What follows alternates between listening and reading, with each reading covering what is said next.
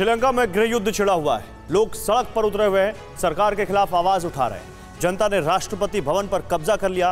President Gotabaya Rajapaksa पर घर छोड़कर भाग जाने का आरोप लग रहा है। वो कहां है इसके बारे में पता नहीं चला है। संकट के बीच प्रधानमंत्री रानिल विक्रमसिंघे ने भी इस्तीफा दे दिया है। राष्ट्रपति गोटाबाया राजपक्षे अब तक फरार है। बताया जा रहा है कि स्पीकर को अब अंतरिम राष्ट्रपति बनाया जा सकता है। सरकार विरोधी आवाज है, आग है, आक्रोश है, बारूदी धुआं।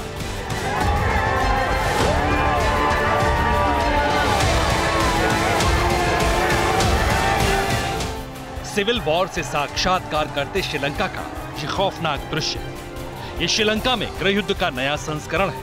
ये ड्रैगन के चंगुल में फंसने का असर है। देख लीजिए, आवाम के आक्रमण के बाद कैसे क्रोध की आग में श्रीलंका जल रहा है।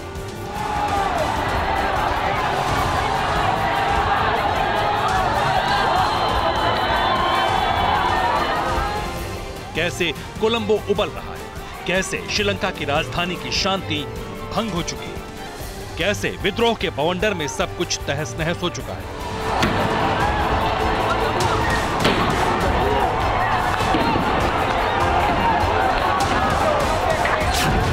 गोटाबाया सरकार के विरुद्ध जनता के इस युद्ध में आम है, खास है। हर वो शख्स सड़क पर उतरा है जिसको जन क्रांति से आस है। यही वजह है कि जनता ने इस बार सीधे राष्ट्रपति भवन पर धावा बोला। हजारों की तादाद में लोगों ने प्रेसिडेंट हाउस को घेर लिया। सुरक्षा कर्मियों को भगाकर राष्ट्रपति भवन के अंदर दाखिल हुए और फिर जहां तहां बिखर गए।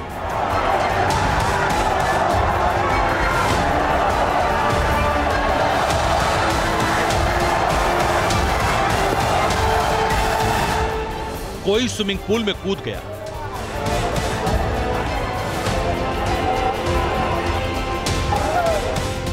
कोई प्रेसिडेंट के बेडरूम और ड्राइंग रूम में घुस गया और कुछ लोग पहुंच गए किचन में। पूरा राष्ट्रपति भवन जनता के कब्जे में था। हालांकि जब सरकारी नीतियों के खिलाफ सड़क पर उतरे लोग पावर सेंटर में जाकर तांडव मचा रहे थे, तब तक श्रीलंका के राष्ट्रपति गोटाबाया राजपक्षे घर छोड़कर भाग चुके थे।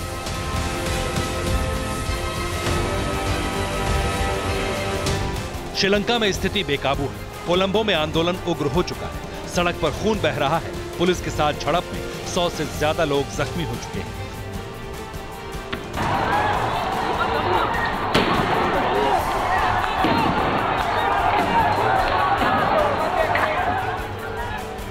प्रदर्शनकारियों का जत्था गॉल में चल रहे ऑस्ट्रेलिया श्रीलंका मैच के स्टेडियम के बाहर तक पहुंच गया।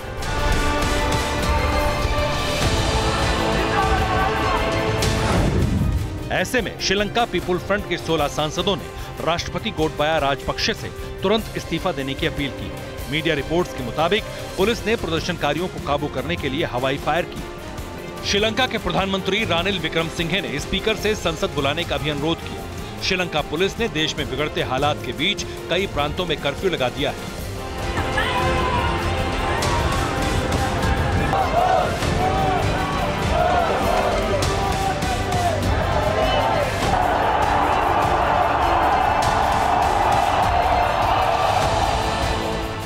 बावजूद लोग रुकने के लिए तैयार नहीं। राजपक्षे को सत्ता से बेदखल करने के लिए बेकरार है। इससे पहले मई में भी ऐसा ही टकराव हुआ था। उसके बाद प्रधानमंत्री महिंद्रा राजपक्षे ने इस्तीफा दे दिया था। फिर भी स्थिति काबू नहीं हुई।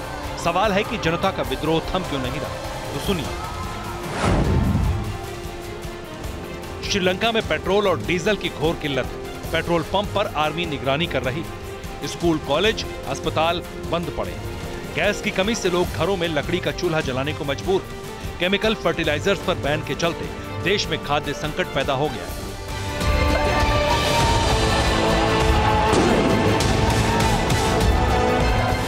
आजादी के बाद श्रीलंका पर सबसे बड़ा संकट आया हुआ है, लेकिन सरकार उसे कंट्रोल करने में पूरी तरह विफल रही है। विदेशी मुद्रा भंडार लगभग खत्म हो चुका है, जिससे वो जरूरी चीजों का आयात भी नहीं कर पा रहा।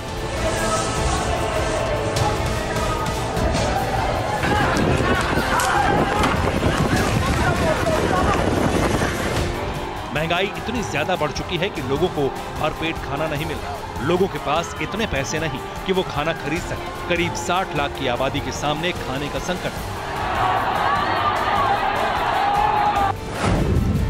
मई में जो महंगाई 39.1% थी, वो जून में बढ़कर 54.6% पहुंच गई। सिर्फ खाद्य महंगाई की दर को देखें तो मई में जो 57.4% थी, वो जून में बढ़कर 80.1% हो गई। जून में श्रीलंका की मुद्रास्फीति 55% के करीब पहुंच चुकी है। घनघोर संकट है, स्थिति विकट है, अन्न पर आफत है, और यही कमी लोगों का आक्रोश बनकर निकली और लोगों को लग रहा है कि इसकी वजह राजपक्षे खानदान की सियासत है, राजपक्षे की चीन समर्थक नीति और चीन के जाल में फंसकर बर्बाद करने वाली चाल है। दरअसल चालाक चीन ने भारत के खिलाफ श्रीलंका की जमीन का इस्तेमाल करने के लिए श्रीलंका को अपने कर्ज के जाल में फंसाना शुरू किया। चीन ने श्रीलंका में हम्बनटोटा पोर्ट जैसे बेहद खर्चीले प्रोजेक्ट पर काम शुरू किया। चीन ने इंफ्रास्ट्रक्चर से जुड़े कई प्रोजेक्ट के लिए बेहद ऊंचे ब्याज पर कर्ज दिया। माइनिंग प्रोजेक्ट में भी चीन ने श्रीलंका में भारी निवेश किया। चीन के विकास वाले दिखावटी जाल में फंसकर श्रीलंका ने अंतर्राष्ट्रीय एजेंसियों से बेतहाशा कर्ज ले लिया।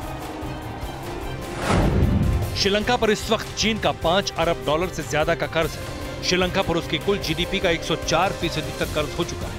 श्रीलंका ने जितना कर्ज लिया है उसमें 15% से ज्यादा कर्ज चीन से लिया।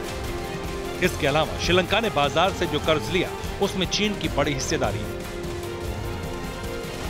कर्ज वापस करने की बारी आई तो श्रीलंका ये कर्ज चुकाने में नाकाम रहा। फिर कर्ज के एवज में चीन ने श्रीलंका के कई प्रोजेक्ट पर कब्जा कर लिया।